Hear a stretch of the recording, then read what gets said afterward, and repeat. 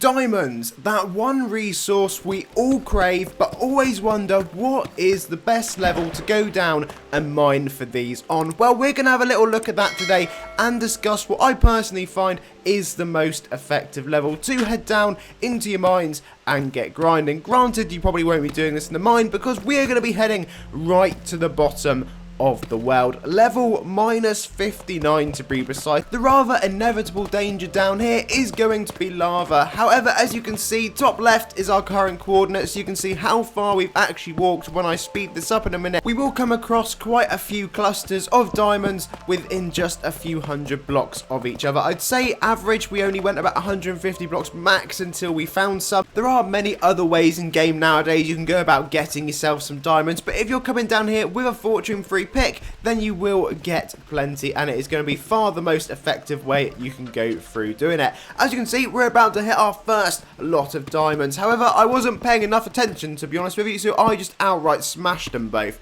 It was only a cluster of 2, but it only took about another 100 blocks of forward travel until we come across our next lot, and then suddenly they turn into a bus, because you don't see a bus for ages, then 2 always appear at once. Bit of generic information on diamonds. The reason they're going to be spawning down here a lot is you're not going to be coming across caves. Their natural generation is higher at this level for some crazy reason. I don't know, I guess people don't want to go to the bottom of the map too often, and it is fraught with lava danger. However, it's never really going to be touching the air, and when a diamond block is not touching the air or any of its vein, then you will have a chance at having more diamonds spawn within that particular cluster. So that's why it's always good to come down here, and as you can see, we really didn't have to go very far again until we came across the next lot. I don't even think we've travelled 300 blocks yet in total, and if you are using fortune, we would have picked up quite a lot. Obviously, I didn't have it attached because I was lazy and was just smashing these out of the way with a torch, because that's the way we go. And look at that, 2 more, just like that off the bat. Only a little cluster of 2.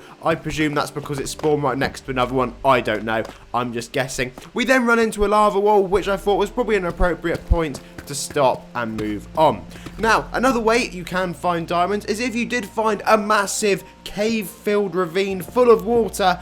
That counts as not touching the air, so you should see them exposed in those randomly. So if you find water caves or water ravines, definitely go down there with a water beam potion and have a look. Alternatively, deep dark caves, they will spawn on the surface in here, but again, they're nowhere near as common because they're touching the air, and when they do, it's usually just in clusters of 1 or 2. This one did have a second one hiding behind, which was nice, and that was literally all I could spot within this whole little cave.